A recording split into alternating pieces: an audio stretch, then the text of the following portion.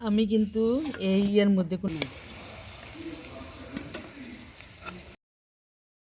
আশা করি সবাই ভালো আছেন। আজকে আমি বানাবো একটা দারুণ মজাদার পিঠার রেসিপি। তার জন্য লাগবে ময়দা, এখানে আছে চালের গুঁড়ি, একটা ডিম আর এই যে আলুগুলোকে প্রথমে কিন্তু ভালো করে সিদ্ধ করে নিতে হবে। আমি প্রথমে এখন আলুগুলোকে সিদ্ধ করে নিব। পুরো ভিডিওটা দেখতে থাকেন। দিয়ে দিলাম আলুগুলো আর পানি।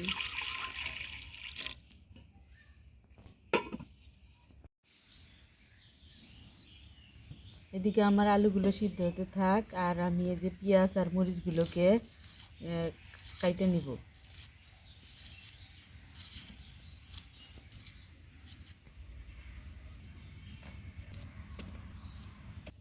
মরিচটাকে আমি এখন কাটিয়ে নিব। মরিচটা যেরকম একবারে কুচি কুচি করে কাটে নিতে হবে।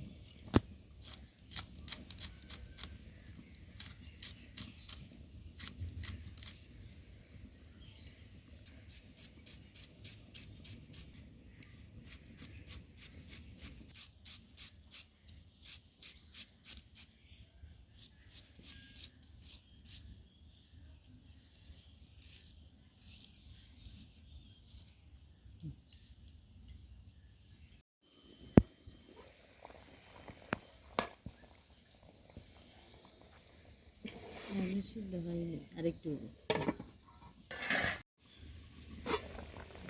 আলুগুলো সিদ্ধ হয়ে গেছে। এখন এগুলো নামাই নিব।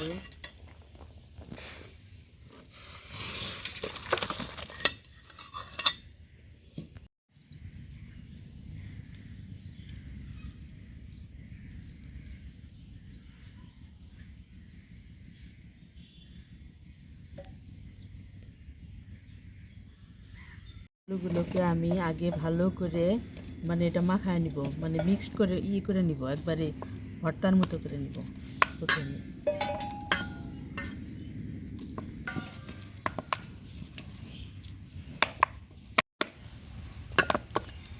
আমার করা শেষ, একবারে মিহি হয়েছে সবগুলোই আলু। এখন আমি এর মধ্যে সব উপকরণ দিয়ে দিব।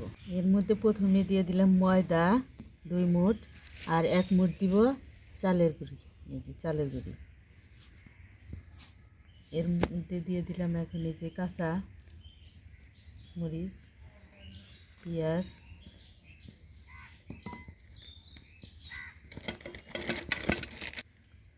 লবণ স্বাদ মতো, একটু এই যে মরিচের করে দিয়ে দিচ্ছি।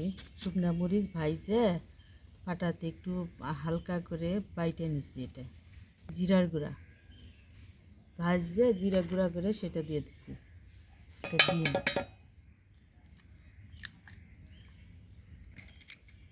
এখন এটা সুন্দর করে আমি এখন মাখায় নিব।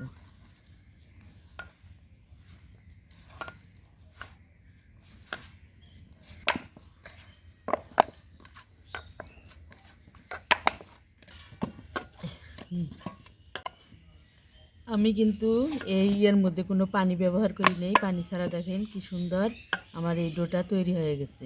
এখন আমি এটাকে একটু বেলে নিয়ে তারপরে পিঠা আকারে শেপ দিব।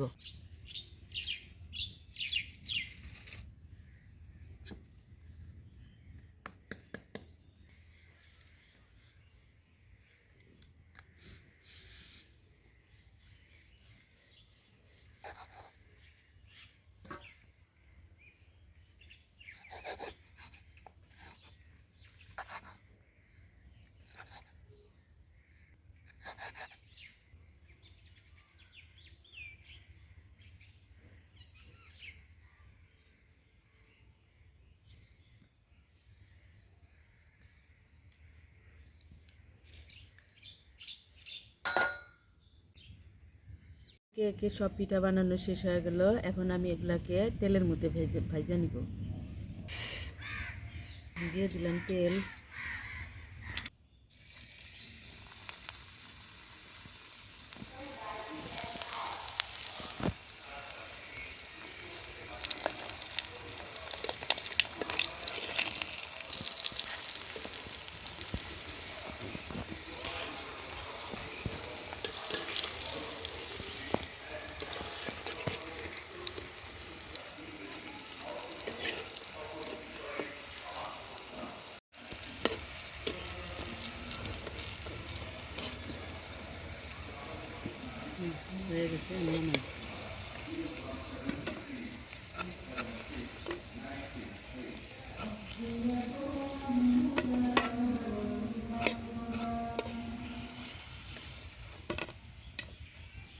একে একে আমি সবগুলো পিঠা এই যে সুন্দর করে ভেজে নিলাম।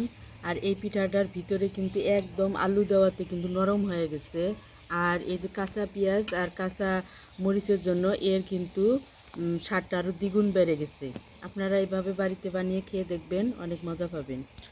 আর আমার ভিডিওটা ভালো লাগলে একটা লাইক দিয়ে কমেন্ট করে সাবস্ক্রাইব করে দিয়েন।